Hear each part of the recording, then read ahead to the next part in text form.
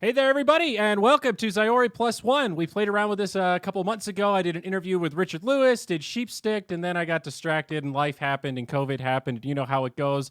And here we are back. I've got a special guest with us today. We've got ROOT.CatZ. He is an OG gamer, OG streamer. I've known this guy for a super long time, back in the Starcraft II days, like 2010, maybe 2011, I think was the first time we crossed paths. It was a way different time back then, but it's amazing to see you still out there making content. And of course, we're going to talk a lot of Starcraft today, but you're also a Dota fiend. I've encountered you in my pubs, good sir. I have felt the wrath of your Pango, and I tells you, it's pretty brutal. Thank you. Yeah, Pango's. I'm proud of my Pango. I gotta say, like I've played a lot of Pango. Got 60% win rate on it. Yeah. All my other heroes not so good, but working on it. Yeah. So the whole point of this is really I just wanted to do something without Trent, get back into the kind of interview seat, especially now that we don't have events. I'm going crazy, not talking to people. So really no agenda, a pretty minimal list of topics to talk about. Just two dudes catching up and maybe reminiscing a little bit about the good old days of StarCraft II. But how are you, dude? How's it going? I saw you were just casting a StarCraft show match, so I guess the StarCraft dream is still alive, huh? Yeah, I suppose. I mean, I've always been in the StarCraft scene for a while. I do casting on my own channel. Obviously, that show match is sponsored by Twitch. It's a show match series, so that's pretty nice. We got that going. I recently started doing some more casting for DreamHack Masters, and that's been going really well. The feedback has been pretty good. So, yeah, I've been immersed in the world of StarCraft. It's not exactly an opulent palace, but it's it does it for me. Yeah, I'm happy there. I mean, how is StarCraft from an esports perspective? Is it still sustaining? Like, is there a scene? How many people are making a full-time living in StarCraft right now? That's a good question. I think the population of pro gamers has been pretty much unchanged. Like there's not that many retirements going on. There has been a lot of stability in the StarCraft scene for a very long time. I think that if we go back like something like 5 years ago, there was a very strong dead game type presence around the scene. I don't know if you remember this. Yeah. I mean, I imagine you do, because it was one of the first games that was like dead game, and really it was. I think that scenes like StarCraft or like Dota can, in a sense, have a mind of their own, right? Like where the collective mindset of everyone that conforms that scene or environment kind of has something to say. And StarCraft as a game then felt like a depressed dude that was kind of just like, I'm dying, and like, leave me alone, and that's kind of like the general vibe that you got. But numbers wise, the game has been pretty stable for a while. There have been peaks for StarCraft in terms of player base around the expansions, but after the expansions, it more or less stabilizes at a steady. It's one of the steadier games in terms of player base. Like it really just, people just don't go away. They're like these folks that get sucked into the new content. They have some nostalgia, but they're not that hardcore. But there really is a steady base to StarCraft that seems like it will never die. Like, so like that bedrock of esports. That's partially because it's so old. I mean, it is one like the OG when it comes to esports, right? Yeah, I think it's partly that, and partly that there aren't many or really any other RTSs short of like its predecessor in Brood War or Warcraft 3, also an even older game that I think are worth playing. I'm sorry that if that offends anyone out there, but it probably offends a whole bunch of people. But yeah, I don't really care. I mean, RTSs are just, there's not any good ones out there. So that's part of why I think StarCraft is so stable too. Yeah. Do you think, is the game design an issue at all? Like, I've definitely heard people be critical about StarCraft II, even just its model with the expansions compared to Brood War. It's like we started really high at Brood War, and there were some improvements in StarCraft II, but overall, how have you felt like the balance and the new units? Has that met expectations, I guess, is a way to frame it? Yeah, so I think the system that StarCraft uses to sell itself is outdated. Essentially, I think that's the problem with StarCraft, is that it was never going to be sustainable because it doesn't make money after the product is shipped in a box. Yeah, there's right? Is there any cosmetic or free to play element these days, or is it all still? I mean, there's some cosmetics, but the system wasn't built for microtransactions. Microtransactions were added eventually, because people were like, hey, let me spend more money on the game and let me, and maybe you can continue to make some content. And they were like, yeah, I guess we'll have to, but it's not, it's very clunky. Secondary to the whole thing. Yeah. Yeah, I mean, there's a couple of artists working on things like war chests, which is kind of like StarCraft's poor man's version of the crap. Help me here. Like a battle pass or a Yeah, a compendium battle kind pass. of thing. Yeah, Okay. yeah, compendium. Yeah, exactly. It's kind of a very similar I idea, see. only with a lot less progression, right? Like there's just skins for each unit. Um, and I think that's the main issue, is that the game can never be um, as self-sustainable as a game like Dota, that can afford to renew itself constantly, right? Where you can afford to keep engaged, Yeah. say, with patches and with changing the game actively And there's like just more diversity. There's so many different heroes that really change the whole play style of what you're doing with the gameplay. And StarCraft has 3 races, and there's there is right. diversity among them, but maybe not as much. And also the team element that adds a Yeah. huge degree of variance to the whole thing. Yeah, I agree. I agree with all that, but I think that that, for example, in StarCraft, if you were to build a model, like if you were to rebuild StarCraft to not be a boxed game, but rather like a free-to-play game with microtransactions in it, there are still things that you can do to mix it up. Similar to Heroes, you can have unit rotations, and removing any unit from the game will cause a huge shift in how the game is played for all races, right? And adding a unit in the game, same. So if if there was a process in place to do something like this semi regularly, I think the game could also be better built for lasting. It's a very delicate balance. And I mean, I remember, at least in Wings of Liberty, one of the things that StarCraft II seemed to suffer from is a similar thing that Dota also suffers from, is this lack of mini game environment. I think everyone looks at Warcraft 3 and goes, yeah, Warcraft 3 had a great campaign, had a great multiplayer, but it also had this crazy array of custom games, of course, where Dota was born, that like even Footman Frenzy and Uther Party and all this random shit, it kept you playing the game. It's like you were on this platform that was Warcraft based, but had a lot of variety. And that didn't really stick for StarCraft 2. And like, yeah, we have Overthrow and Dota. This Aghanim's Labyrinth is pretty close to a mini game, but it's seasonal. It's not regular. And I think we've all been trying to figure out what is the missing piece of that formula that Warcraft 3 had that all of these other games don't have. Because we have map editors now. That's not the bottleneck. I don't know what the issue is. Yeah, I'm not sure if we have too many map editors where maybe content creators are spread. I'm not really sure. I mean, we had auto chess come out of Dota as well. That was true. That's a good example. Yeah, I kind of forgot that fad has died down, so I guess I kind of forgot about it. But you're right. I still play TFT, the League of Legends version, not so much Underlords. I didn't like it as much. Poor Underlords.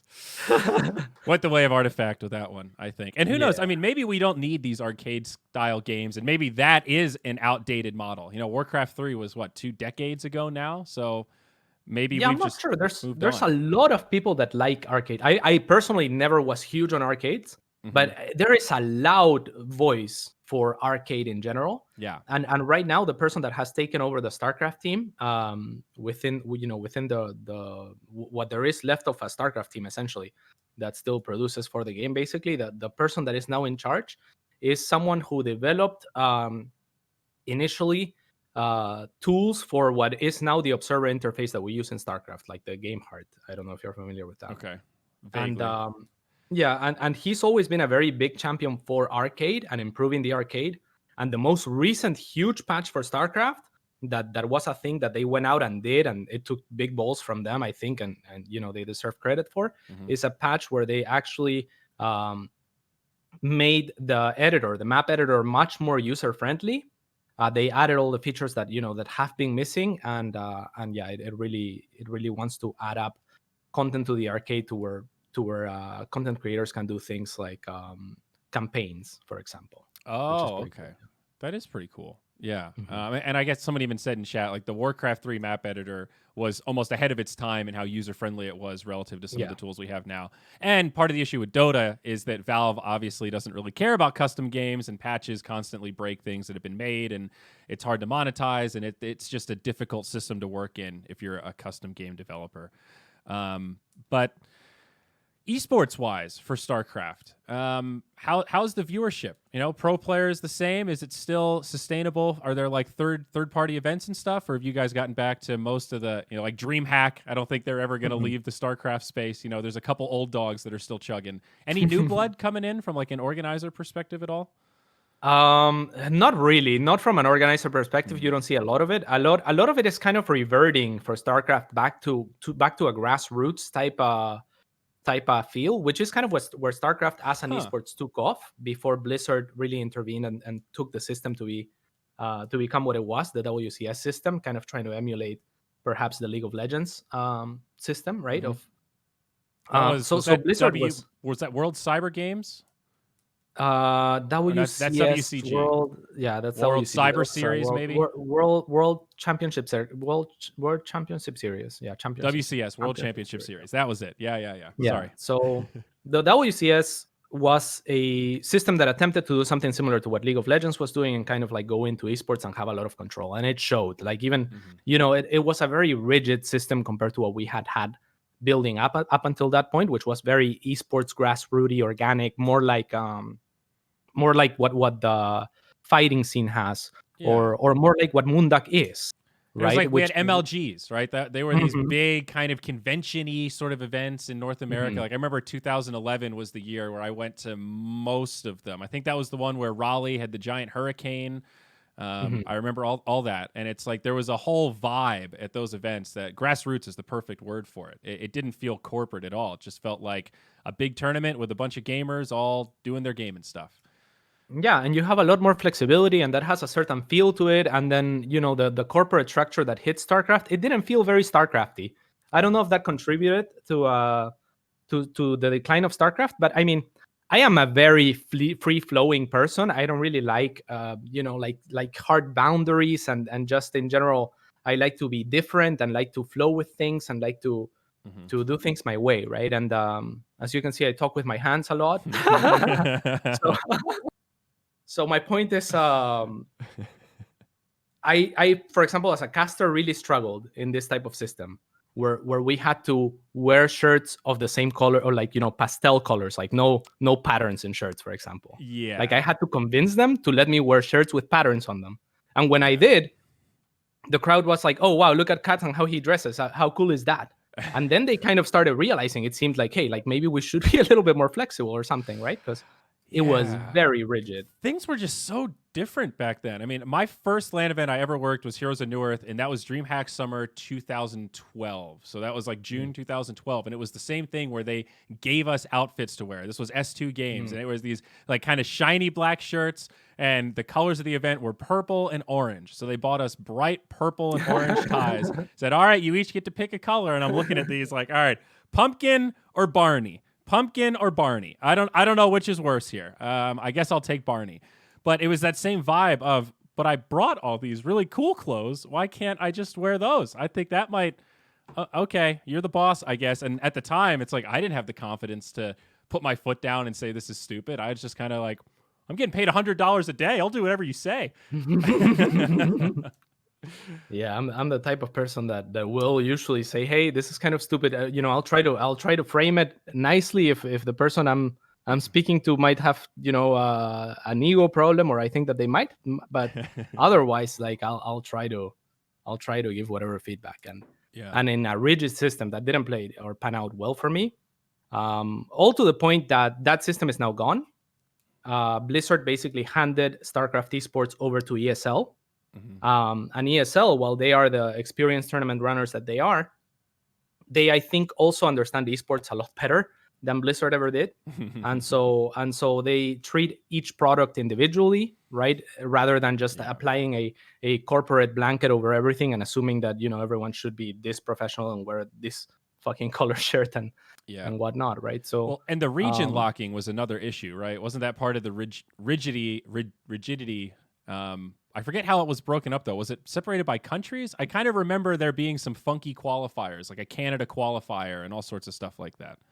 Yeah, the original region lock was region based on nationality. Just they had qualifiers for each country. That was a huge success actually. But then they reverted out of that to to a system that was unregion locked, where Koreans could play from Korea on the North American server, and so the North American qualifiers were mostly Koreans advancing, and it was a system that really lacked a very good identity, and I think a lot of people got lost in those transitions from one type of system that was country based to another type of system that was semi region locked, and then to another system that was region locked, which I think was, in my opinion, the right call from the start, just because Korea had such a huge head start over the rest of the world, and the viewership didn't reflect that. Well, I've always had mixed feelings about that very dynamic, because I remember MLG struggling with it as well. And the early MLGs, like end of 2010, 2011, or at least early 2011, there weren't many Korean players at MLGs. It was like a special treat where like MC would come, or there'd be like one or two Koreans on a top tier team that, could afford to fly in and, take the risk to not get paid if they don't place. And it created these cool storylines at first. I remember was it Idra versus MC on the main stage? I remember like MC being so animated, doing like Dragon Ball animations and shit, like Kamehamehas and shit. And like that shit was awesome. It had this, not good guys versus bad guys, but being in North America, I definitely had an identity with Greg Fields as like, he's my guy, and I want to see him beat the other guy's guy. And then more Koreans started coming over, and I remember the last MLG I went to, the last day, it's like the top 8 were all Korean players that I had never heard of before. Right. And it's one of those, like, in some ways, I do want to see the best StarCraft possible, and if Korean players just on average are better and they're going to dominate, in some ways this is cool, but in other ways, I've, as a viewer, now lost my identity in this event where, like, I don't know anything about any of them beyond their names that I see on the screen. That's it. And they're all really fucking good. Awesome. But it feels like I don't kind of care who wins now. Yeah, that's the thing is, even if you don't identify or think that it's unworthy to identify, say, with a country, right, and root for someone because they are of your country, the only thing that you have to recognize is that is not true for everyone. And as long as there's people who will, identify with their country and root for their countrymen, or countries that are proud enough of their athletes that they will promote them. Like, for example, when Reynor did good, it was published on a national newspaper in Italy, right? I'm sure this is extremely common in Dota, for example, but this kind of thing is very important. And if you are opening the gates to Koreans at that point in time, they are so far ahead of the game because of all the infrastructure that they have had leading up to this. Because, while we think of StarCraft II as the boom of esports, of this wave of esports, StarCraft I was already a very well-established esport in Korea 10 years prior, right? Or at least for a very long time. And this means there are structures in place that are not even just cultural, but societal, right? Like, Korea at this point has no stigma, for example, when it comes to gaming, at least compared to anywhere else in the world, where like people were ashamed 10 years ago to say I play games for a living, or would have to explain for a little while before anyone would understand. In Korea, it's something that's destigmatized at that point. So that's a plus, right? Your parents are not going to give you too much shit compared to... Sure, it's a legitimate career path. Yeah, and if you're good enough, you can show your family, hey, look, I mean, they have, GOM TV? That's a legitimate television channel, like legitimate production. It's not the internet production that we're doing. It's a whole different ballgame. Exactly. Yeah, and on top of that, you have team houses that are structured, that have schedules, where you have coaches that are there to aid you mentally, right? So you don't have to you have a system in place, essentially, right? Like, we've all struggled, for example, with mentality issues. And we can all point to professional players that could use a fucking coach that will give them perspective on mentality issues, right? And be like, hey, like, what are you stressing about? And figure it out and overcome. Like, these are systems that Koreans had that nowhere else in the world had. So Koreans enter the scene with a huge advantage in this sense. And when you open the floodgates to make it so that they have access to all the prize pools, it also drowns out the already drowned somewhat Europeans and Americans, because it's already more difficult to justify a career path in esports. And now they have no access to prize pools either. So it's, if you don't region lock, what happens is the Korean scene does fine, but there's no Korean viewership. So the overall scene will die. Yeah. And if you do region lock, then you're building up those talents to what it is now, to where, like, today, for the first time in a long time, non-Koreans can actually compete with Koreans, and 2 non-Koreans are probably the best players in the world at this point, which is awesome. Yeah. I mean, one of the first non-Koreans that I remember a lot of people definitively saying this guy is the best in the world was Stefano, a French Mhm. player, the Zurich. I remember you being a big fan of Stefano and speaking very positively of him. Um, yeah, Yeah. Stefano was interesting for a lot of reasons. He was also fun to watch outside of the game at times. He Yeah. liked to party, if I recall. He What sure did. he ended up? Did he ever become a doctor? I had heard that he wanted to go to medical school and that he spent most of his prize winnings on real estate investments. I don't know if any of that is true, but I think there's a lot of truth to that. He did go to medical school. I don't believe that he finished though. He oh, just came okay. back, I think. To it. I'm not sure though. But Yeah. he doesn't do StarCraft anymore. At least He not does do like. StarCraft, yeah, Oh, he but not does. professionally as much. I mean, he Oh, plays in events and but I don't know that it's his main gig. But he's still competitive. Like he's still like top 10 yeah. EU ladder or something. Oh, wow. Okay. I guess in some Mhm. ways it's kind of like riding a bike when you're that good. Yeah, I mean, he was one of the goats for sure. There was something like I hate to overuse the word organic, but like beautifully raw about Wings of Liberty, those first like 2 years Mm. and that first MLG run. Like I remember overhearing some of the conversations of pro players, and I guess I don't want to name anyone to potentially make them look bad, but there were people on prominent teams like Liquid. You know, they'd be smoking cigarettes like in between series outside and be talking about strategies. And you'd hear players go, tell me more about that strategy. Oh, I might try that in my next game. You know, it's like Yeah, it wasn't polished. There were no coaches. There it's was no beautiful. like, It was, yeah. but it was this raw, like, It's like everybody's playing on their gut. You know, there were some players I remember convinced they played better when they had a little THC in the system. I don't know if the results would indicate the same. I definitely had 2 beer lunches with players that had matches in the afternoon on like more than one occasion. And looking back, it's like I don't know if that's a good thing or a bad thing or just it is what it is. So fuck it. Let's just embrace things the way they unfolded. Yeah, yeah, I think you're completely right. It's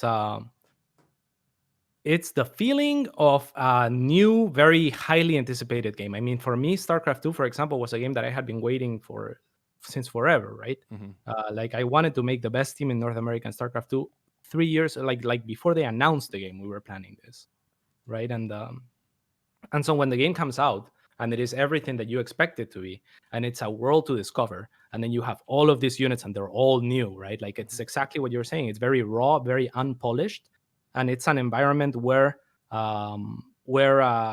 explorers thrive, right? Yeah. So that was where I was doing at my best, where I was making builds all over the place and doing crazy shit, and Mm-hmm. people would be like, "How do I deal with this? And how do I deal with this?" And now I run into all the walls of 10 years of iterating to make perfect, Yeah. basically, or near perfect build orders depending on the situation. And the situation is very studied, much like in chess. You can read a book and know and learn a bunch of Yeah. moves.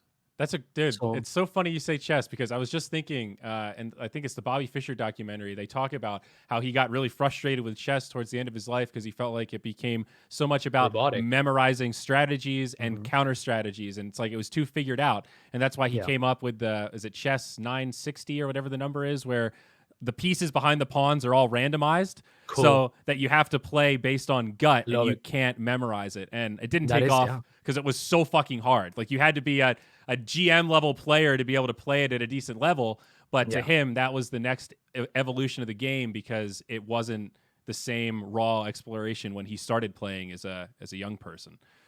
This conversation is very exciting for me because of the nature of it. It really, there's, as people, I think as human beings, we tend to be more comfortable without change. Like we want to know what's going to happen and we want to know what's for certain. And I think that a lot of people who think that they would make great game designers are always wondering, like, why is there RNG here and why is there so much RNG there, right? But it is RNG that creates for your capability to adapt to situations that you haven't seen, rather than just memorizing situations that's Mhm. fucking boring, right? And that's why Yeah. Dota is one of my favorite games, is because it actively changes so radically that there's never really room to perfect to the Yes. to the degree of which you can perfect, say, in StarCraft, right? To yeah, it doesn't matter how much I outthink you in StarCraft. If you are, if you've played way more than me, you're just gonna fucking shit on me Yeah. because you're that much better at the little processes. Yeah, and obviously there's like different units in StarCraft and build orders, but in Dota there's heroes like Furion, who as a hero has his own feel, but then he's got how many different item builds? And it feels like he can buy half of the shop and get away with it. And it completely changes the play style, the dynamic of the hero, and that level of variance and customization based on who you're matched up against, who you're laning against, who's on your team. It's like a crazy amount of permeations that you can't, it's almost seemingly infinite amount of combinations. And that's really how life is, right? In life you don't know what's going to happen. Like, you need to be adaptable. Everyone needs to have some degree of adaptability, and that's what RNG provides in games. And that's, and people think that RNG makes games luck based, and maybe if you look at a game on an individual basis, that appears to be the case, right? Where you got unlucky and maybe you think that that's why you lost. But if you look at enough permutations of a field of games, of say 100 or 1,000 games, what you will find is that your win rate will be significantly better if you're better at fucking adapting and going with the flow, going with what gives, right? Yeah.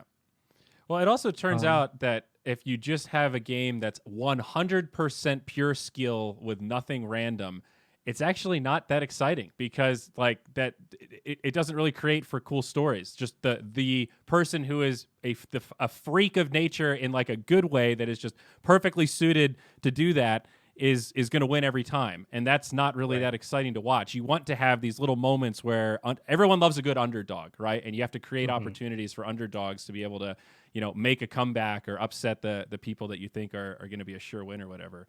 But yeah, I agree. Game design is hard, man. It's really, really, it's so delicate. Even just seeing Heroes of Newerth versus Dota 2, they are so similar in so many ways, or they were, I guess, back in the day. But one had a fantastic game designer that is Ice Frog, and the other was just kind of throwing stuff in to see what would stick. Hey, wouldn't it be cool if this hero could do this? Wouldn't it be cool if we added a light brand into Sanjin Yasha? Let's just, holy damage. Wouldn't that be cool? And it's, that you need a strategic approach, and you can see the games that don't have that mastermind. That I don't know what the secret is. How Ice Frog has to make does sense. It has to make sense. Yeah. Is there an Ice Frog for StarCraft?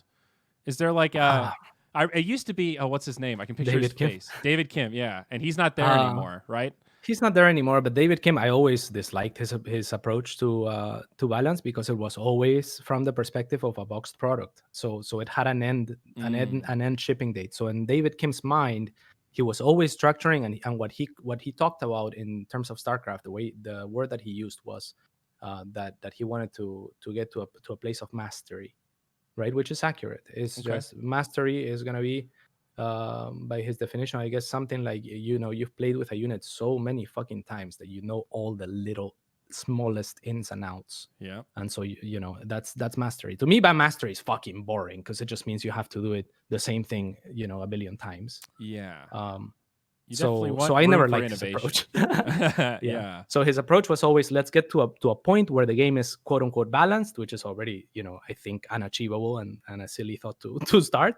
Yeah. Like perfect balance, right? And he says, okay, let's get to a place where the game is balanced, and kind of just have a product that's finished, kind of what Brood War became, I guess. Okay, I see. And yeah, I don't think the approach to Dota is ever it's finished. It's just a living, breathing product. It's software as a service. It's just a living thing. Even sometimes I watch like Banana Slam Jama or like or a Purge, like doing the patch reviews that they like to do. Yep. And then I find sometimes they're like, what? They just went back. Why did they do it in the first place? And sometimes it's just to mix it up, right? Yeah. It's just like there's no necessarily a solution. Like it seems like they're very invested on the solution being better or worse for gameplay.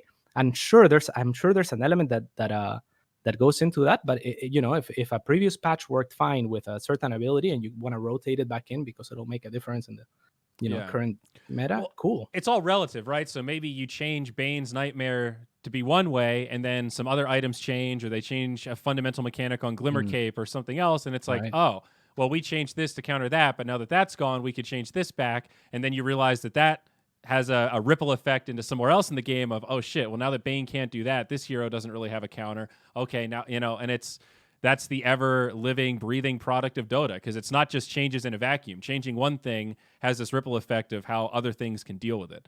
So, I mean, we see these patches where it's like, okay, Lycan wasn't changed, but the 4 items that he wants to buy all got nerfed. So now Lycan sucks. And that's the cool thing about Dota is you kind of like, if you're gonna be a strong team, you want a philosopher of sorts behind it to some Yeah. degree, right? Someone that is not just very adaptive, but ready to go on the move quickly, right? And figure out like what they might be able to abuse, like someone that like is very well versed. And a lot of the best captains in Dota seem to lack mechanical skill to a good degree, right? Compared to Hmm. fucking, I don't know, Artesian Miracle, right? Yeah. Sumail. So yeah, Sumail. So I think that's really awesome about the game, that it requires so much adaptability, and that there's different people can one take on one different thing that I mantras. have like noticed from talking to Dota pros, especially at after parties and stuff, is that all of them, like, they're not as good as Dota as much as they are good at learning, because Dota changes so much. All of the best players will say you have to be good at learning. And that's why a Mhm. lot of Dota players also have degrees and stuff, because learning, quote unquote, is easy for them. They're the kind of people that are good with data. They digest it quickly. They're very good at, finding little breakpoints and stuff with relatively little hours invested, and that is a key skill. And for captains, it's on another level. I mean, again, I don't Mhm. want to name anybody, but I've heard of multiple Dota captains say that, like, they've tried LSD and then tried drafting, and it changed the way they thought about Dota drafting, and in their personal opinion, for the better. And I think that Well, I think speaks to what you're LSD. talking about, of like, you need to think outside of the box for this kind of stuff. And Dota is so complicated that you get rewarded for coming up with these, connections. That, like, Puppy, I think, is a good example of a drafter where sometimes you'll see his opening picks and be like, why the fuck did he pick Witch Doctor? Nobody has played Witch Doctor this entire what is this? And then you don't really get it, and then you see the game unfold, and you're like, is this guy playing 4D chess? How, like, this Witch Doctor's owning? And we had, like, I don't even know why. He's always in the right spot. He's owning. And obviously there's execution and stuff there. But, like, you start to see these moments where it's easy to only look inside of the box with a solution. I just got owned by this hero, so okay, I'm going to ban that hero. And you see the really tier one drafters resist the urge to fall temptation to that and play their own game, right? Stay in their own mental space. And that's like the next level of, like, true tier one Dota, because you got to do that in the box with all the fans and all the pressure and all that shit. And that's like a whole nother level of pressure that I don't even know what that's like. I mean, geez. Yeah, the skill sets. I mean, Dota has so very many skill sets. Like a lot of them are like communication, for example, and just consolidation. I imagine like if you're not a very agreeable person, that that might play against you in a team as well. There's so many things. And yeah, to your comments, yeah, I think hallucinogens can really provide a different perspective on things, much like weed, maybe to on a on a whole different level. I think they can definitely Mhm. um, serve to make you think about things differently, not in a way where it necessarily impacts the way that you think already, right? Because it's all logical. That meaning you will think ways that are different but not opposing to what you already think, right? It's Mhm. like I think that for the last 50 years or something, we really haven't studied much the effects of like weed or hallucinogens in general. Yeah, But psilocybin, all that um, stuff. yeah, I mean, this was a thing with the war on drugs, right? In the US, and the branding around drugs over the last 50 years. But preceding that, and for 10,000 years plus, presumably even up to like something like 30,000 years, right? Like Yeah. we and our ancestors have very much been in touch with this what we call drugs now, right? Like it's pretty fucking natural. It's Mhm. weed, it's a plant, and Yeah. mushrooms are mushrooms. Like they grow in poop of the most common animals out there, right? Cows and shit. So yeah, Yeah. I'm sure I'm sure Yeah. I'm sure I'm sure people have been shrooming for a while. Yeah. And I think so. yeah, I mean, every culture has had like some sort of shamanistic practices. I um remember my dad telling me that if you go back and look, every civilization has had some sort of intoxication as a key part of their cause. I mean, there's like the Puritans and there's outliers, but every, mhm. like, broad civilization, that has been a key part of the human existence, man. We're all trying to cope with the human condition, even before what is technology. intoxication in the sense then? Like a sugar intoxication too, because it'll also change your behavior, Yeah, that's probably, I guess, where do you draw the line? I mean, I have right? some Native American blood. I definitely think of tobacco as an intoxicant in that regard. Mhm. There's a stimulant effect there and that kind of stuff. I guess I don't know exactly where you draw the line, but you know. because intoxication sounds like there's a negative connotation to it, but really anything that we ingest will have an effect on how we act, on how True. we do Yeah. things. I guess I didn't mean it But to sound as negative as it is, but you're right. Intoxication does sound like a very negative thing. Fair enough. mhm. I mean, I like hallucinogens, to be honest, and I don't feel intoxicated. I think that it opens up different Yeah. ways to think, and I find that there's a lot of people that that think so, and that every culture, again, leading up to the war on drugs, which was basically war on hippies, which their fucking slogan was peace and love. I mean, they really weren't the bad guys. You know what I'm saying? Yeah. So I would agree. I mean, I felt like psilocybin changed my life for sure. I microdosed when I was younger, like in my college years and at the end of high school. And I had some chronic depression and stuff. And it's sort of like you described. It's just these little steps to see things differently and let go of shit that's weighing you down. And we often joke about Dota is like it's psychological warfare, right? These games are very much about mental endurance, resilience, and getting into the head of your opponents. Even less mechanical games like poker, it's very much a psychological resilience game. And being able to control your own thoughts and have some mental discipline and see things differently, try to get in other people's perspective, developing empathy, that's a pretty key part of competition across the huge. board, not just in games. Especially in team games, I think it's very important to develop empathy to get into, because that's getting into another person's mindset. That's becoming a different part of, and all athletes, with or without hallucinogens and with or without any sort of enhancers, like I think all athletes experience, and maybe every person experiences to some degree, states of flow, for example, right? Where you kind of feel like you become one with the thing that you're doing. You're so expertly doing something that you become it. And I think that this is something that's very widely reported, especially when it comes to high level performers of any discipline, right? Like you basically go in a trance and you finish and you're like, oh, like here I am, I guess. Yeah. Um, Definitely. yeah, I think that's pretty cool too. Yeah. I mean, what you just described, I feel like is part of the reason why I love esports and broadcasting, because there is a very tangible high when you're hyping up a game in front of 100,000 people and they're hanging on your word, and it is like the pinnacle of the competition that you're in front of for your game or whatever it is. There's something magical about that. And still, after all these years, that 30 minutes before the show starts, that like 30-minute countdown before the opening show when I'm hosting a panel, I feel terrible. I'm nauseous. I want to throw up. I want to go have diarrhea. And I'm sitting there and it's like, it's all these negative thoughts. And then that countdown clicks and the lights go on and it's like 3, 2, 1, go. And all of that goes away instantly. And that adrenaline kicks in and it's just business as usual. And then the opener's done and it's like this sigh of relief. Hey, that was so easy. What was I so nervous about? But it still happens every time. It's like this weird learned behavior, but it's easy to get through because I know the reward on it's all part of the cycle. It's like this ultimate low and then it swings. I mean, I guess if you fuck up the show, then you don't get the high. But assuming the show goes well and you nail it, after it's done, there's this real feeling of like burnout and exhaustion and accomplishment and this weird flurry of feelings that I've never really gotten from anything else.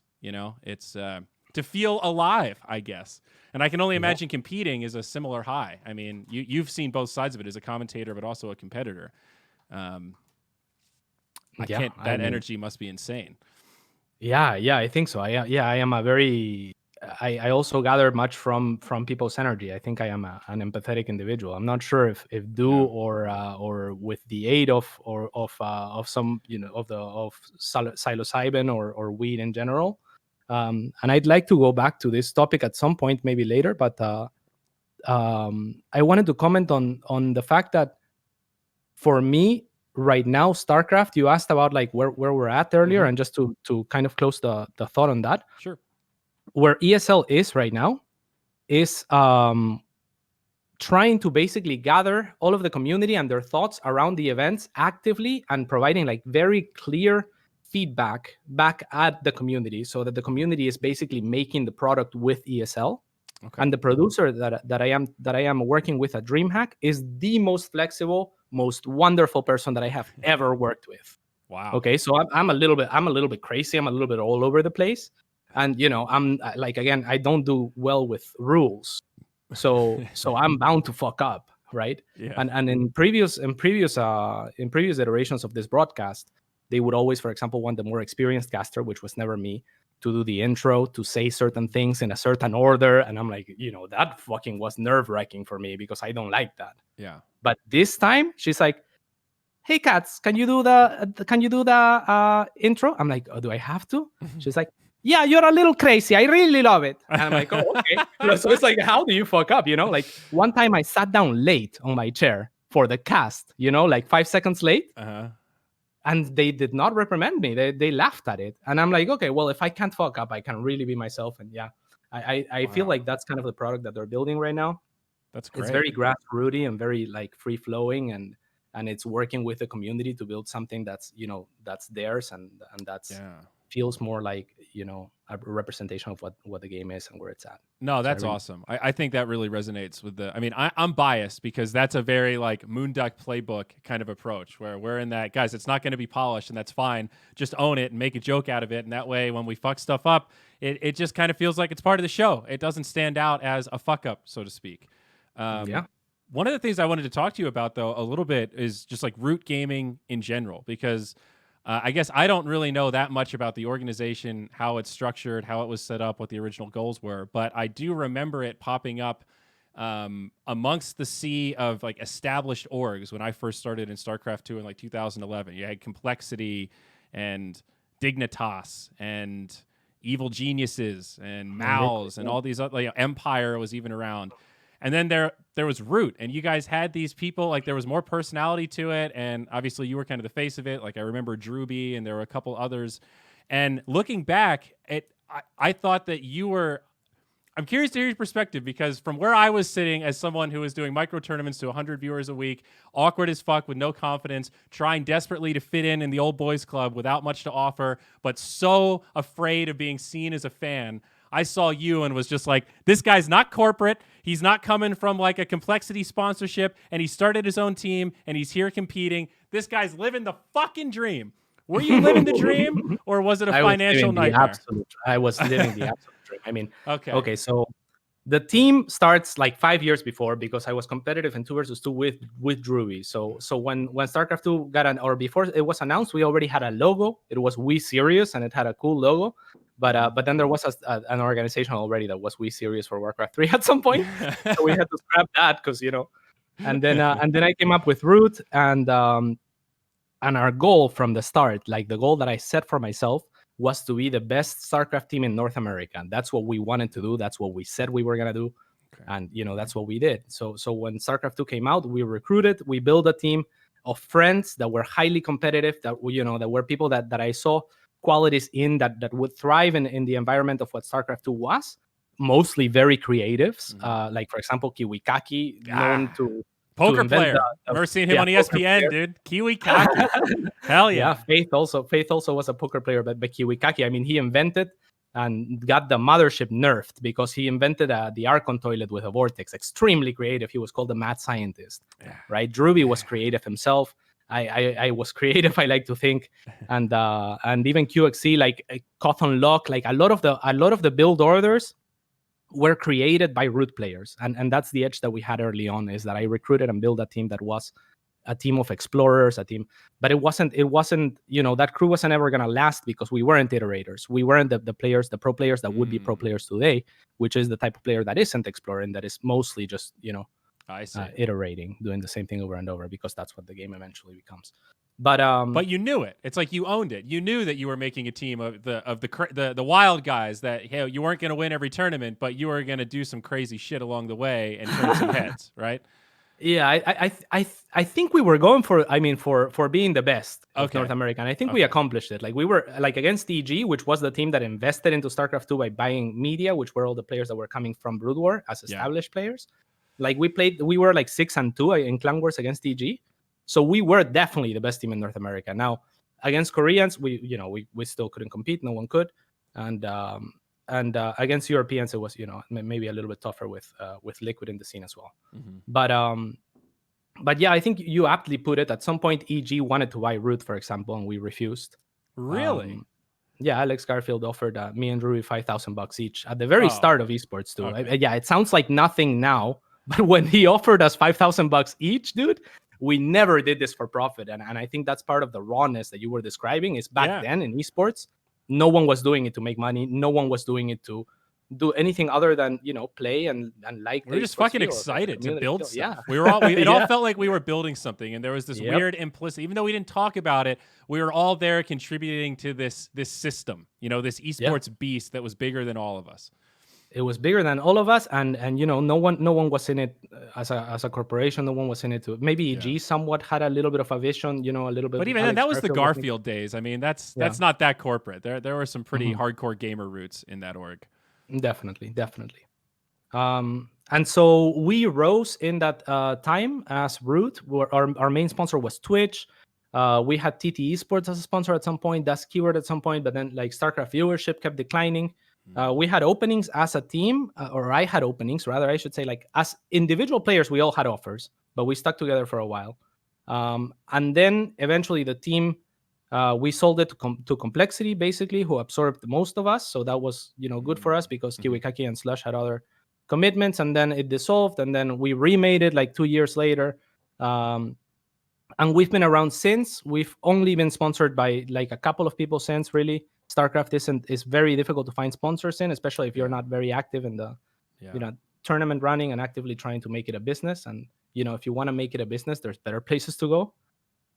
So it's a team that was self-sustainable for a while. Then we lost our Twitch sponsorship recently. So Twitch basically helps us now funding events, much like I imagine they do for Moonduck. And that's the partnership that we continue to have with them. So they've been good to us, and they were our main sponsor for a very long time. But now the team doesn't really fund any players or have much team activity in that sense. We have a few players that are there that get Twitch benefits, and that's about it. Yeah. Oh, that's pretty cool. And it definitely sounds like there's some overlap in the way Moonduck exists. Like, one of our goals has always been keep recurring costs low. Like, Moonduck is very project based, so we don't have like people on salary. Everyone gets paid per project, and all of the costs basically come with projects. We have a small rent and some utilities and shit like that, but it's nothing too major. So in a time like this, it's like, yeah, we could not do anything for 6 months, and it's no big deal. We're just waiting for our opportunities, and everyone's doing individual content, contract work, or making content or whatever. But at any point, the group is there to be like, hey guys, we got teams, let's do elimination mode. And it's like, okay. And then it all just comes back into place. And having that flexibility is bad from a business perspective of trying to build Moonduck into a company to like sell off one day and make $1 million or something. But it's awesome from the perspective of having this asset there that doesn't really cost us anything and has value whenever we want to rally the troops. It's like a collective of contractors. I think collective is the word I've been using most recently. Like an agency of sorts. Yeah, I think at the beginning we sort of wanted to be an agency, and then we realized being an agency is a little harder than we might have realized. So we do some agency-esque work. I kind of act in that role for the people we represent, but we're not an agency the way like United is, or like CSA, for example. They're real agencies. We're a little more of a collective of people that have a similar sense of humor and like making content. Nice. I have to confess something though. There's one memory I have, and you have to tell. I hope you remember this. There was a tournament where players were invited based on some popularity contest, and somebody made a video that said, "People tell me I am the cats of Terran," and then you made a video that said, "I am the cats of Zerg." And you're like, I am cats, motherfucker. Who was that? Who made that content? LC Gamer. Okay, I remember that pretty clearly. I was gonna say so clearly, but I forgot who said it. But I feel like that exchange didn't get enough love because your response to that was so fucking perfect. I was like, this speaks to the creativity. Another pro player is referring to another pro player as, this guy's fucking creative. I'm that for my race. Like, I hope you took that as an amazing compliment, because I took it as one on your behalf, as like the greatest compliment a player could get at that time. Oh, absolutely. And LC Gamer, he was basically the best North American player for the start before Idra really rose to the occasion. Like, LC Gamer was, the very best. So yeah, that was very flattering. And yeah, that was around the time where the esports region log whole debacle started. At that point in time, I made a video saying that, the NASL, which was what those video applications were for that you're talking about. should not allow Koreans to play from Korea, but any Korean that wants to move or fly over to the event, then great. Just so that they Yeah. contribute to the scene and Right. don't have an easy way to just take the money away from people that are struggling to commit otherwise, right? Because that was the issue. Sure. And so it was an ongoing issue since then, and something that I brought up then, but yeah, it took a while to implement. I think timing has been a lot of the problems with StarCraft, right? Like we're talking about how this most recent patch has been the one that opened up the editor. I mean, how cool would that have been from the start, right? Yeah, 10 years Or ago. yeah, exactly. Uh, or like in Legacy of the Void, they added skins and they added the war chest. Like same thing, right? Like it was just not a boxed product built for sustainability over time. So I really hope that someone ventures into the RTS, like someone serious that doesn't suck at making games, like Valve or Yeah. Riot, and they make a good RTS. Somebody has to at some point. I mean, I keep hearing little rumor mill stuff about like Warcraft 4 at some point in our lifetime. I don't know if that's something to count on, but I would say no. I was a consultant with Starcraft II Blizzard team, right? mhm. And so like I more or less get the idea, the feel for what the team was. But the game director, most importantly for Legacy of the Void, Tim Morton, who did great by the game, and I think was wildly or widely appreciated by the community, and I would say Blizzard staff as well. Um, was a champion for RTS at Blizzard. Like, he was the person that they brought in for Legacy of the Void. Mhm. And he left Blizzard recently. So, Oh, I so see. I think I think if they were to make an RTS, they would have definitely kept him around. And yeah, Yeah, that's probably a good assessment there. All right. Well, Age of Empires, then some kind of new IP. I don't know. I agree with you though. We're definitely due for a fresh RTS game. Even like Starcraft 2, it doesn't look dated, but it doesn't look fresh anymore. Like I yeah, wouldn't call the engine old, but it's definitely another 10 years and it will be old and will be due for something to kind of take its place. yeah. Um, I wanted to ask you about Spanish content a little bit. You're bilingual, right? So you've got the advantage over most of us Americans that only speak one language. So you can do content to two different audiences. Is that an advantage or a disadvantage? Like I work with Dendi some, and it's actually a difficulty with Bait managing English content versus Russian content because if you do too much Russian content, the English viewers get mad. If you do too much English content, the Russian viewers get mad, and it's this constant battle of attention for which audience are you giving more love to, and it's a little stressful from a content perspective, and like there's a lot of pressure to put subtitles on everything, and that's time consuming and expensive and delays like post-production by days to get content out. So for a podcast, it's like, hey, we just talked about this patch and a follow-up patch came out. Good thing we paid for those subtitles. Any thoughts about that kind of stuff? Do you do any content geared for the Spanish-speaking audience? To be honest, I did some content for the Spanish-speaking audience at some point. Like trying to do like Spanish Wednesdays or something is something that I did back then. But Mm. the feedback that I get is that it was mostly just music in Spanish because when Twitch was pricing, there weren't really any Spanish-speaking people at Twitch. It was all Oh, English. okay. So my stream was built off of an English audience. I never had a choice back then. Now Twitch is large enough that it can account for all languages, right, Mhm. including Spanish. But I think I'm not strong in the space. Still, what I do is I answer people who talk in Spanish and people who talk in English, and the great majority are English. Okay, I see. Because I don't know, if are you into stand-up comedy at all? Do you know like Um, Tom Segura? I do not know. Okay, he has like specials on Netflix and stuff, but his mother is Peruvian and he's American. But he doesn't look like he would speak Spanish, but he's bilingual and he just started doing a podcast in Spanish. And he said he went to Netflix and said, "Hey, I want to do a stand-up special in Spanish," and they said green light right away. We don't even need to see a script, any idea. Apparently, like Netflix and some of those big platforms are starving for like cutting edge polished Spanish speaking content because it's a huge market and it's very underserved right now.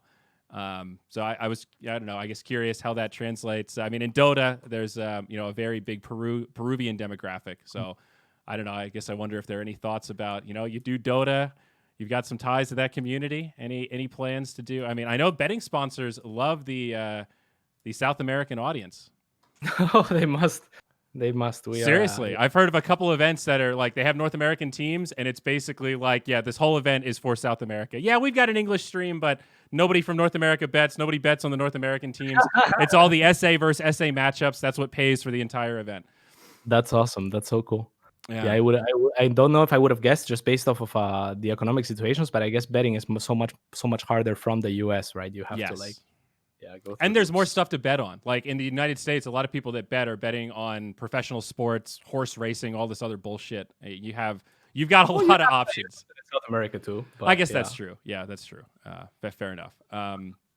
Yeah, I could definitely see that. I mean, there is definitely a market that's growing in Spanish. I'm not sure if I'm looking to capitalize on it because I'm not really like I'm usually not in it for the money, which is part of why Root is where it is. Is I'm okay just getting by and doing whatever I'm enjoying at a given point in time. I got you. And, Spoken like a true creative. I guess so. Yeah, I've always been like that. I've never, much had a plan. Like I don't really have I've never really looked 5 years into the future and decided on where I want to be. Really, I just go with the flow, and it's worked out for me. So, like I feel like when I need to make money, I can make money. Yeah. And if I don't need it, then I'm mostly good. So I think that's part of why Root didn't take off as well. Because I agree with you. At some point, we were shouldering, like at some point, for example, Liquid and EG had a promotion with Papa John's, and the third team that they asked to join was us. Oh. And we had 7% of the sales, which I mean is small, but if you scale that to now, 7% of the sales in a race with Liquid and EG, I mean that's a lot of people if we had scaled like them. Right. No, it definitely speaks to you guys had a spot. You had a niche, but you were on the map for sure. But it is hard because we definitely hit that wall with Moonduck. Like the Midas Mode 2 was very much, hey, what our way of doing stuff where it all just kind of works and we're all having fun is cool at a certain scale. Once we get to like a $500,000 budget event, we're really suffering from not having better project management and being more organized. So I do agree with you. There is kind of a point where you have to commit to, is this a thing that we're doing for a goal outside of having a business? To like, okay, we are running a business here. We're getting paid, there are expectations, and we are counting on you to deliver, or it really fucks up the financial investment and time investment everyone else has made. So, I don't know, but it's not like you would turn down sponsorships or something if they came your way. Of course not. No, no, you're not like. I mean, I realize what my weaknesses are too, right? And I realize that there's people that would benefit from Root doing well. So what I usually try to do is get a person that accounts for my weaknesses and try to get them, But if they're not motivated and if they're not moving, I am not moving at all. That's the problem. Is I am a creative. I am an idea man. Like that's what I did at Blizzard at consulting. I didn't do any projects. I just sat down in the meetings and we talked, and I had good ideas, I think, and I was decent at convincing people enough for them to contract me like on 3 different occasions to give input, not just on game balance for StarCraft II, but the overall state of the game and whatnot. So I think I'm a good idea man, but I am the poorest when it comes to execution, to actually doing things. That's Slacks in a nutshell. I would love to see you and Slacks go out to dinner and have a nice candid conversation because that's exactly like he is the creative genius. He's got these ideas, but the man can't even write an invoice. I mean, right? Yeah. Oh my God. Yeah. I just had to redo my invoice for DreamHack. Yeah. Like I literally had to redo my invoice and I had to ask for help. Yeah. Yep. That's practical matters are not my thing, dude. Like it's boring. But he's an idea machine, right? I mean, he comes out with these videos like, how do you even, where does this content come from? He gets hired to go work these PGL events where it's like a video a day. And it's like, that is, you're like storyboarding, scripting, directing, filming, starring in, and editing a video a day for 14 days straight. That's impressive. If he's editing, he's better. He's far better than me. He has editors now. He used to do all of his editing. At those events, someone else does the editing. But you're still like overseeing it, because the editors aren't the creatives. They're not funny. They're just hired hands that barely speak English that are like, all right, tell me how you want this edited. So he's still very involved in the process, even if he's not doing the technical cutting and trimming and that kind of stuff. I studied art. I went to school for media arts and animation, so I can technically do those things if I'm, if I have to, basically. So yeah, we're pretty much in the same boat there. Only I don't, I don't produce. really like content like that is just so tedious. And I think that, You're you know, probably happier than he is. You know, I think you become a slave to the content after a while. So you might be living a more balanced life. Not that I know what your life balance is like, but from an outsider perspective, you might have a better handle on real maybe life so. balance. He's a Yeah, grinder. That's God bless him, but Jesus Christ, yeah, Slacks yeah, is a that's good. serious grinder. That's amazing. Yeah, I'm not much of a grinder. Yeah, and I think the idea of an idea man is a thing that happens because you spend so much time thinking about ideas and thinking about things that you have very little room and time and experience and practice in the fucking practical world, right? Yeah. So I fucking hate driving. I forget, Driving is where do you live? I don't even know what state. Are you in California? yeah, Okay. SoCal, everybody. Okay. All right. So yeah, hard to get by without driving there. It's pretty kind of a necessity of life, I guess. Ubers are fucking expensive. Yeah, Yeah. yeah. I mean, I don't have to go too far, to the grocery shop and chill. Yeah. So one of the last things I wanted to ask you about, and this was one I thought it might come up organically, but it came to mind recently with all of the Me Too stuff in gaming, and some of the Me Too stuff extending to not even sexual, just like abuses of power and people being mean to each other. And then I thought about whatever happened to Combat X and Deezer. What like I thinking back am surprised that they existed and that we all were just sort of like, oh yeah, no, those guys are just toxic pieces of shit. We're all just gonna laugh at their expense and move on. We didn't condemn it, we didn't endorse it, we all just kind of let the fire burn. And I don't think those people could exist today. Like I mean it Yeah, they could. wouldn't even be entertaining. It would just be, you guys are gross. Yeah. And I guess for those who don't even know what we're talking about, Wildly entertaining for me, by the way, back then. I gotta say, like, wait, but say yeah, that again. Sorry. it was very they were very entertaining to me. Looking back at, like, again, Right. I have the Deezer sounds on my stream still. But yeah, I Really? don't. Yeah, Oh like, my gosh. when people subscribe or follow, Deezer says something. It usually kind of mean. That's so Uh, funny.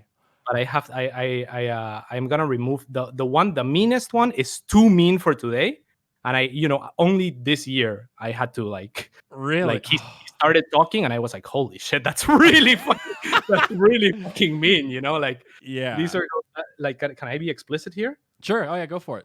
So he goes like the quote that he says when someone subscribes for like 7 years plus or something, right? Which is very few people. Yeah. He says, whenever I fucking see a fucking Mexican fucking proxy hatch me, bailing bust, everything, it makes me want to fucking go and kill a fucking Mexican in the street. That's what he said. And that sound plays on Jesus. my fucking stream when someone subscribes for 7 years. And I hadn't noticed that it was way too fucking brutal until, Oh. until more or less this year, because Yeah. I think they could exist anymore. That's crazy, dude. That's man, you've been keeping that shit like a time capsule. That's like, yeah, 10 years ago, that was like, I mean, it was over the line back then. I think we all would have been like, damn, that's fucked up. But not to the point of like, am I gonna Not get me. taken off Twitch for that? Like like No. I mean, there were streamers that were popular that were using the F word and the N word regularly on stream and defending like free speech back then. And so yeah, it's times have definitely shifted to where yeah. this is just like, yeah, way far out of the line of what's acceptable. Yeah. I wonder what those But guys are doing now. I wonder what they're doing for personal entertainment. I wonder what they think about Twitter and the current PC culture and just all of it. I would love to get an interview with Combat X, like a 10 years later follow up. yeah, I mean, there's I'm trying to search for his Twitter because I think I know it, and like recently I saw a quote that I thought was so great. Let me see if I can find it, because it was opposite of what you would expect from him. I forget. One of them is French, and I forget.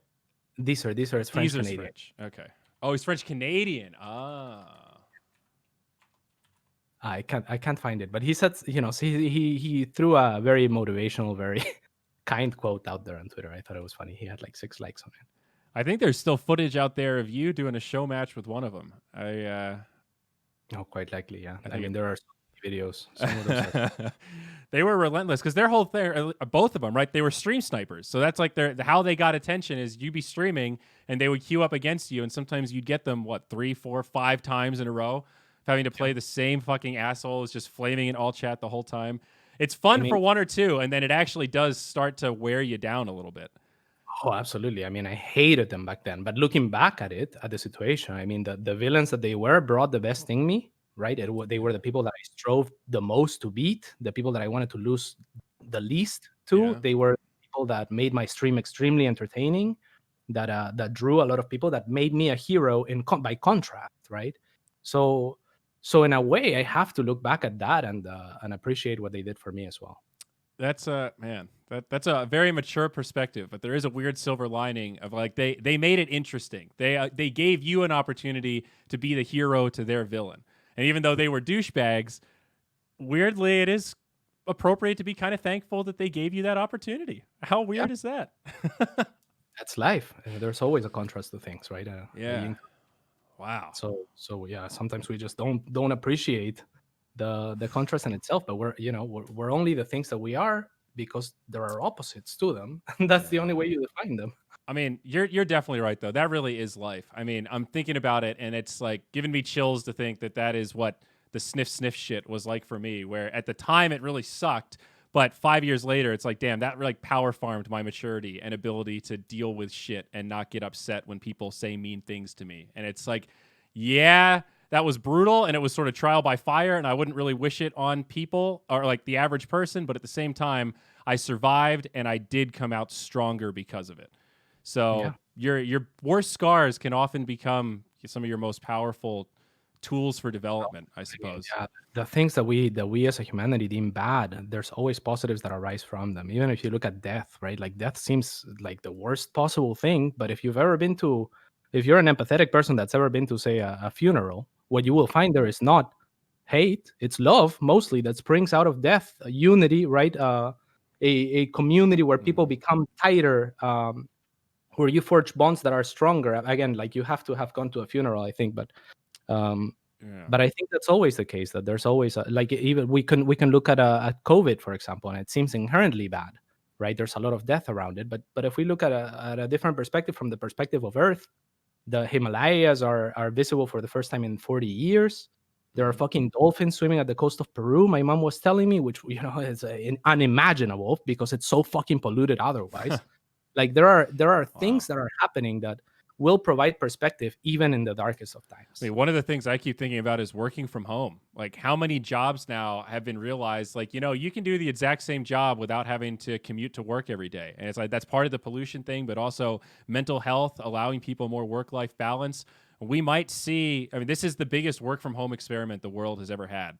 And Yes. that could really have a legitimate shift in, especially from American society. It's very go, go, go. We tend to not value balance.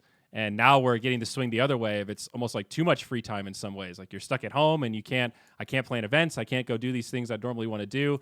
And then that gives you an appreciation for all the shit that you were taking for granted.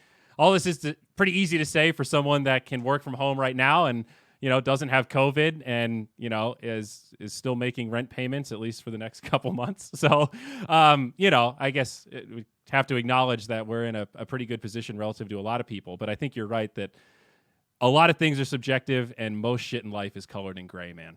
It's a lot of gray out there. Yeah, I agree. I mean, even if we talk about struggle in itself, if you look at the populations that struggle the least, they're often some of the populations that also deal the most with depression, with suicide, right? If you Yeah. think on artists like like fucking, I don't know, Chester from Linkin Park, he had it all. He had all Hmm. the fans, he had all the money. He was still depressed as shit. He still killed himself, right? Like this is, I mean, these are things that happen when we are free of struggle, because the way of human life, I think, is scratching and struggle to a good degree. And when we're lacking that, the promise of our capitalistic society is that if you attain enough wealth and enough things, that you solve it and you win. Hmm. But you don't really. I mean, nothing will change if you have no struggles. Only that you will have no struggles. That's fucking boring. Yeah. Yeah, and it probably doesn't exist either. What you're talking about right now was encapsulated so well in a recent Joe Rogan with David Cho. He's that famous. Most people don't know his name, but they know the story. He's the artist that did that mural at Facebook, and he didn't get paid. Instead, he took equity options in the company, and then the shares he had ended up being worth like $200 million or something because Facebook blew up. So Cool. he's like the crazy Silicon Valley story of like this artist who is smart enough to see the long term instead of a quick payday. And he talked about it's like I think it's the longest Joe Rogan he's ever done. It's like 4 hours long. And he talks a lot about that quest for more and that depression that comes along with, his affliction is this hunger of it never being enough. And what's my next thing? And he went, all over the place. He went and spent time with the pygmies in Africa and kind of has tried to reset his perspective many, many times. But that's one of the things that he talked about. Like the pygmies think, like, would you ever want to come out of the Congo and go to America? Like, why the fuck would I want to go there? That's the place where people jump off buildings and kill themselves. It's like, that's what they know of America. And they're like, dude, fuck technology. We got it all right here. We're right, eating, we're living. It's cool. As far as commodities go, we're the generation that has it best out of any generation ever, and yet we're not the happiest generation. Certainly, I don't know that there is a happiest generation. I think that there's always a need. Hard to measure, but it's more money, more problems. I guess, right? The more shit you have, the more shit you got to worry about. I suppose if you like to worry, I don't like to worry. I don't like to, but I still do it. I still think about money more than I'd like to. I'm not sure. I think that there's what goes around comes around in that sense. I don't know. I've never felt like when I got sick, I tweeted and 3 different friends actually offered to pay for my medical bills. Like I don't know. I've never felt like I need money or I'm gonna. It sounds like you've become very adept at living in the moment, and I am a bit envious of that. I've been working on that for the last 5 years of trying to be less caught up in the plan and like. You have to find days where you're just living in the moment. You're not bogged down with thoughts of the future or things that you need to improve. You're just living. You're just playing games. You're walking on the beach. You're listening to music, whatever it is. You got to get out of your own head. And I definitely struggle with that. Yeah. There's always a balance. It's always a balance that we can find, right? Like because I think that one thing that I've brought my attention to that I've gotten to think a lot about is these opposites, right? And as they exist and they manifest in existence. And one of these opposites that I find that arranged, for example, is the anxiety and fear that you're describing, right? Because you need to control. You feel the need to control, and the more you're aware of that you have to control, the more that anxiety and fear grows, which is why some people experience paranoia when they smoke weed or when they do mushrooms, is because you're open to the idea that, holy shit, there's so much more to control than I thought. Yeah. Right. And now, I definitely can't control all of it. Right. Then you realize how the processes are intermingled, and that's where the paranoia starts for many. But you don't have to control any of it, from my perspective. It gets neurotic at a point when you're trying to control everything, and you have to just let go and realize, as long as I'm doing the best I can in any given moment, that's all I can ask for, and I deserve to give myself a break at least some of the time if I tried my best and the results weren't there. Sometimes results really fucking matter, but a lot of the time, just giving it your all is what matters more than anything. Because if you really gave it your all, you can't ask for more, right? That's the thing I try to remind myself when I'm laying there at 9 p.m. and my brain's still going a mile a minute, and I'm like, I know I need to sleep right now, but my brain doesn't want to turn off. It's that mantra of, you already worked 12 hours today, you deserve a break. You deserve this. It's like I have to hammer that home until my brain shuts off. But that mantra really helps. That reminder of, dude, you already worked a lot. Thinking about it more is not going to help. Sleep is going to help. I completely agree with that. It's logical at a point, Yeah, sometimes it's too much. You can definitely overthink things. I definitely do that as well. Like I'm not as much in the moment as you think, but I do not worry as much. Yeah. And I do like a balance. And to strike a balance that works for me. And that's something that I think no one really talks about much, because again, like I was saying, like, yeah, you can get rid of your fears or of your anxieties. That's what, like, say, Buddhism proposes, right? Buddhism says, hey, if you become a Buddhist, I can teach you how I got rid of these things and achieve peace. Now, peace sounds great, but again, I think that peace is fucking boring. I think that peace is a medium where you are basically living a life free of struggle, free of anxiety and fear. But what's at the opposite of anxiety and fear, right? And the way that I like to think of it is anxiety and fear, where they exist as a future projection, right? They never exist in the present. You always think, you're always afraid of what might happen as a result of something else. That's what fear is. That's what anxiety is the unknown, the future that fucks with you. So what's the opposite of them? Is also the same correlation. The opposites are really intermingled in a way where they're really one and the same. And the opposite of anxiety and fear is hope and excitement, I think. And I fucking love hope and excitement. So I'm okay with some anxiety and fear in my life because I want the hope and excitement too.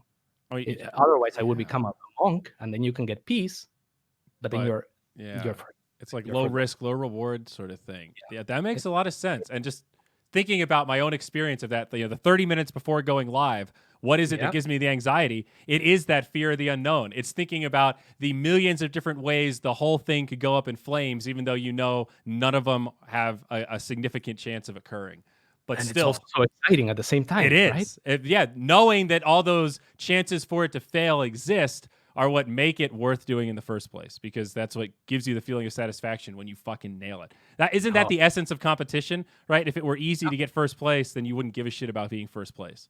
no, you have to want it. There's Yeah. no doubt about it. As a former professional gamer, if you don't want to win, you won't win. Take it from someone that didn't win. Yeah. We always used to joke though when we would do like press day interviews, when you ask players like how confident they are. It's like, if you come to TI and you're not saying on press day, we're gonna fucking win this thing, your chances of winning this thing are 0. It's like, we know that it's delusional for 15 of the 16 teams there, but you still have to believe to even have a chance. You have to Absolutely. go into it with a state of confidence. That's there's so much truth there, dude. Absolutely. Yeah. And imagine, I mean, the mindsets of the players. If you want to look at if you want to evaluate this range of anxiety and excitement, and just like look at it in specifics that are more pertaining to gaming, I guess. If you look at a game of Dota or a game of Starcraft, you enter the game and there is going to be anxiety and excitement to some degree. Some Mhm. players that live more in peace will be able to regulate and kind of push those feelings aside. But there's always, especially when you're about to win a game or to lose a game, there's that anxiety and excitement kicking in, right? And Yeah. like nerves. That's why you see chokes and so on and so forth. So it definitely happens. It's the possibility that you might win the game is exciting. The possibility that you might lose the game causes fear, anxiety to some degree. Yeah, yeah. And that's the rush that we're all chasing, I guess. And we get a small dose of it just playing ranked matchmaking at home. You're like ranked compared to a fun custom game with your buds. There's that, you're wagering something, your MMR, your rank, your social status in the community. And that's why people get so toxic and angry so quickly, because it's the sense of, I'm losing something that's valuable to me because of you. And sometimes it's a denial thing. It's easier to blame someone else than yourself, but it all comes to that feeling of wagering something that you individually value, which, although it has this end result of often, toxicity and a lot of negative stuff, that is a cool dynamic that people give a shit enough about video games to get upset about it. Isn't that a weird silver lining? Like, sometimes when I get yelled at by somebody in a Dota game, I'm like, he's having a moment right now. He's lost 4 games in a row, but I still am sort of okay because I know that this guy really cares. This is the guy that's going to be playing Dota for the next 4 years, if he doesn't lose too many in a row, I guess. Too many will retire, Yeah. unfortunately. And I mean, you need different mindsets. Like if you're going, it's like, for example, this is fuel, this is motivation for a younger player, right? Like if you want to become better because you want to avoid the feeling of losing. Whereas a more mature player, like most professional gamers, will be much more calm, will have learned to deal through this, Mhm. and will be more about like in a stage where they're more about being sensible and logical and actually acknowledging their mistakes. That's where Whitegrass says no GG, more GG, more skill, right? Like that's a thing Yeah. that's resounding. It's the more you lose, the more you learn, and it's a completely different approach. But then you need different fuel, and then your fuel has to be something like I want Yeah. to win, I want to be the best, make money or Right. status, like you said. Fame. Yeah, whatever it is. Everyone has a slightly different motivator. Yeah. Um, all right. Well, we've been going for a while. I don't know if you're sensitive on time, but man, that hour and 15 just flew by, dude. You are quite the incredible conversationalist. I like Um, talking.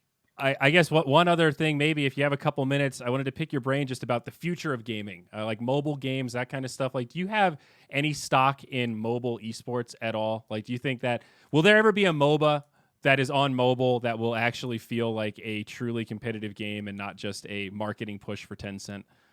Like the Pokemon stuff. I don't know. Maybe, I mean, like Mobile Legends, like Arena of Valor was an attempt, and I think they kind of pulled the plug on that. Obviously, mobile gaming is huge in like Southeast Asia, but I always just like I guess forecasting is interesting for me. Always trying to think about, here's where we are. What's esports/gaming going to look like 10 years from now?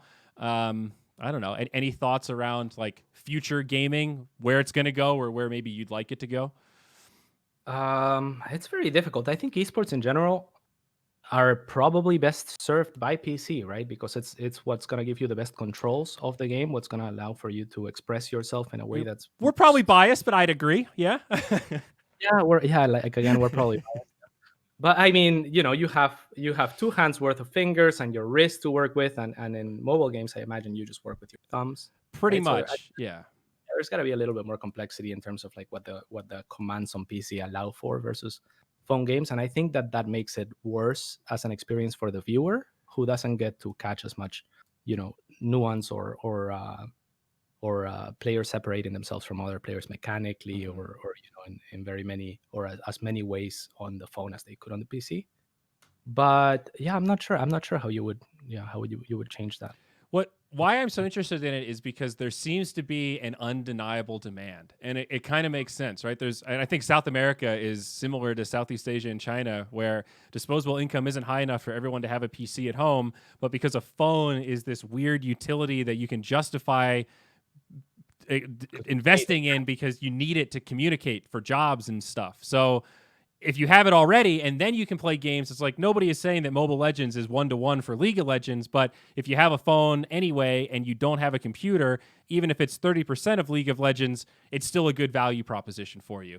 Okay, I understand that conundrum.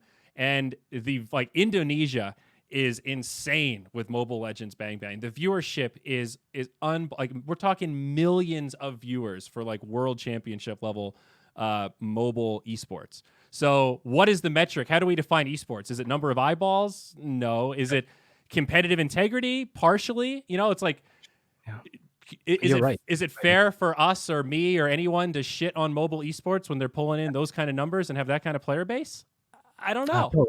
Yeah, it's an issue of semantics on how we define esports and what the future of it is. But I imagine there will always be a division between PC and mobile to some degree. There must be some overlap too, though. Mm-hmm. There's a new streaming service also by Tencent,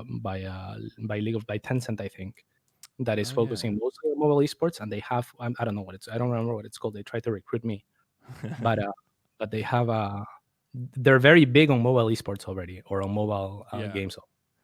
I think that's been their plan of attack, basically. Arena of Valor has a weird story where it's like the clone of, is it Glory of Kings or Kings of Honor or something? It's the Chinese version, and it's the same game with a different skin.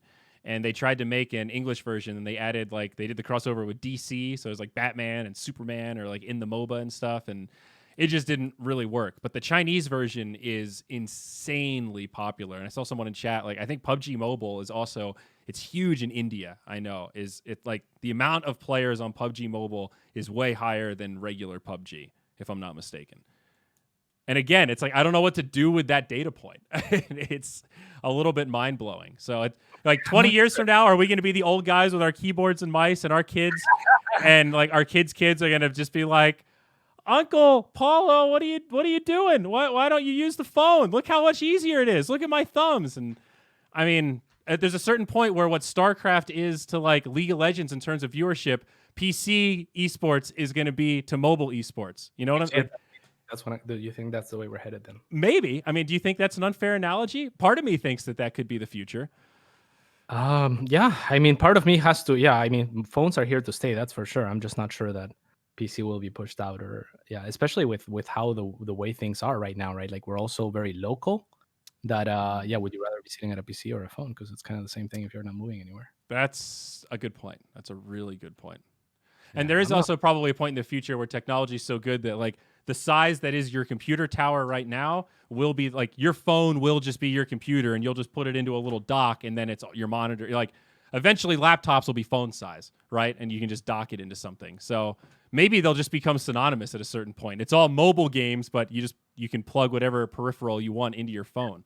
There won't be this separation between PC and phone. You can imagine a world where PCs never existed and we jumped straight to the phone, and then we made keyboards and mice to plug into the phones to play games.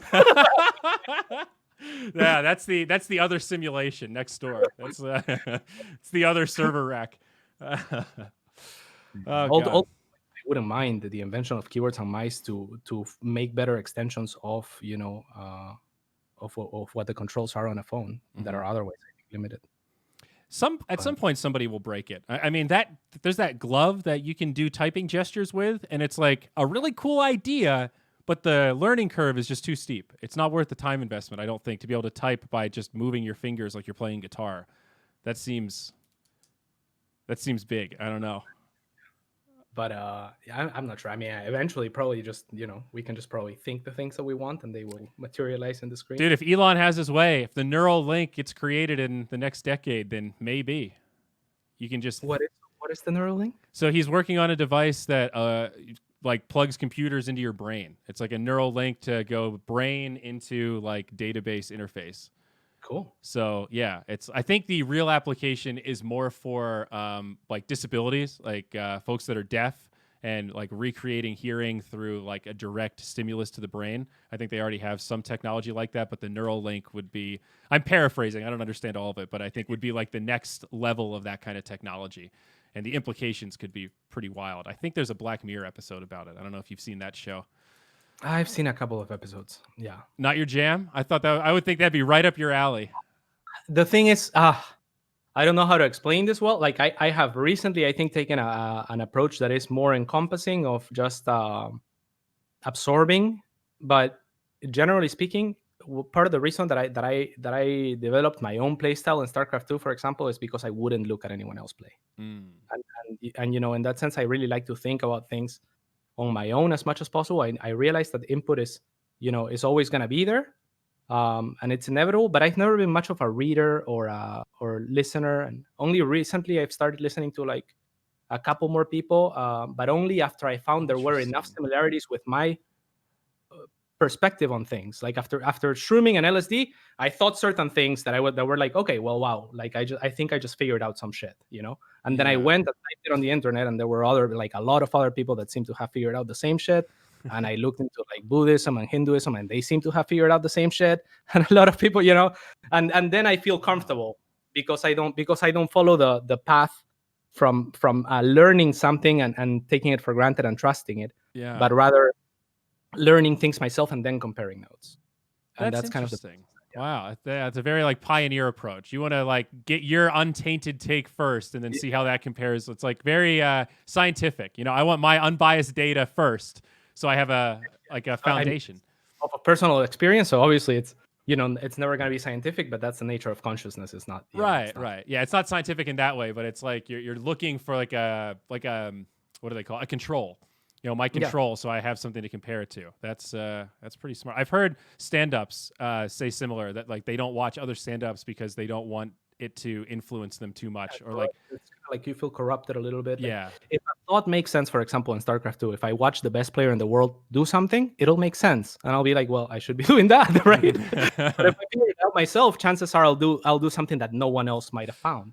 Yeah. And that's something that I valued as a player and I value as a person, is that I can sometimes give a take that is original enough because it's mine.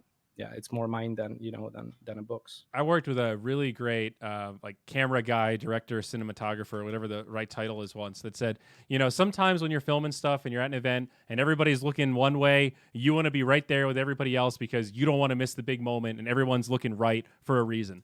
But sometimes everyone's looking right and you're that one dipshit that's looking left, and you capture that one magical thing that no one else is looking at because they thought it was a waste of time to be looking left. And he said that's the balance of like good content creation in general, is paying attention to know when to kind of ride the wave of like, all right, this is topical and relevant, but then also knowing when to pull a curveball and throw something out there that is completely new and changes the paradigm because no one else is even looking that way. So what you just said reminded me of that so much. Like I think that's a great approach to life, man. I always look the other way, basically, when approaching a game or something. Like if I main Pango mid before, no one was playing mid Pango. Okay, that's the reason I played Pango mid, is because everyone was offlaning it. Now there's Pango mids for like a few years now. I get that, but first few months everyone was bitching every time I picked Pango mid. Okay?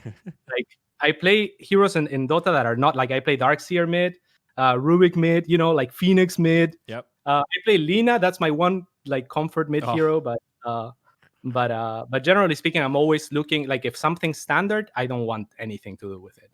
There's already plenty of people trying to figure that out. So I need to contribute something that's unique, and that's always how I've approached it.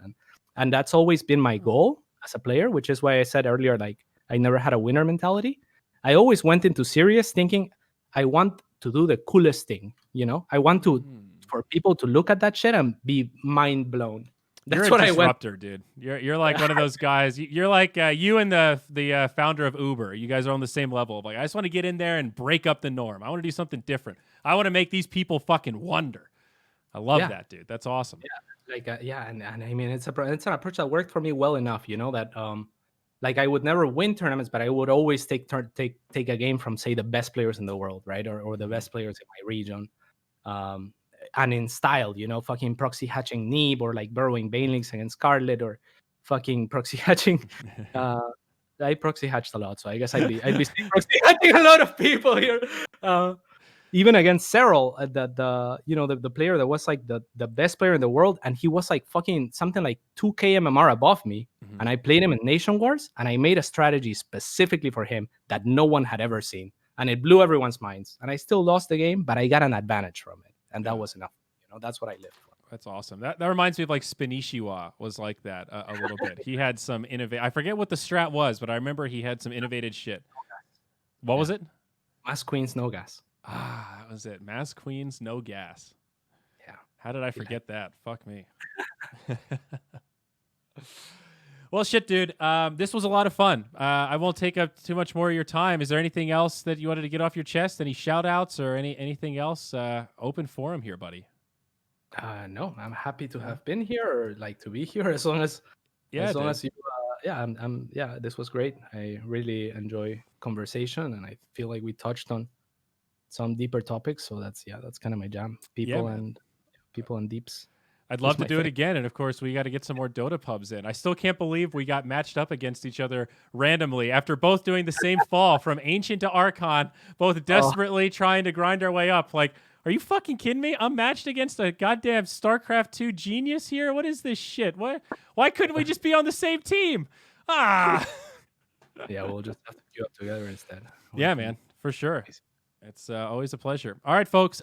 So this podcast, it'll be up on the same feed as the Trent and Zyori podcast. The goal, I'm trying to get into consistent content, man. We've been doing this haphazard podcast shit for too long. Tuesday is content day. We got an interview one week, Trent and Zyori the other week. We're going every other. I'm going to try to keep this schedule alive as long as I can, especially since we're not traveling for events. I got no excuses, folks. So, CatZ, again, thank you for being the official #1 here. It was an absolute pleasure. Would love to do it again. And I'm sure I'll see you on the Dota 2 sphere. My pleasure, brother. Thank you guys for watching.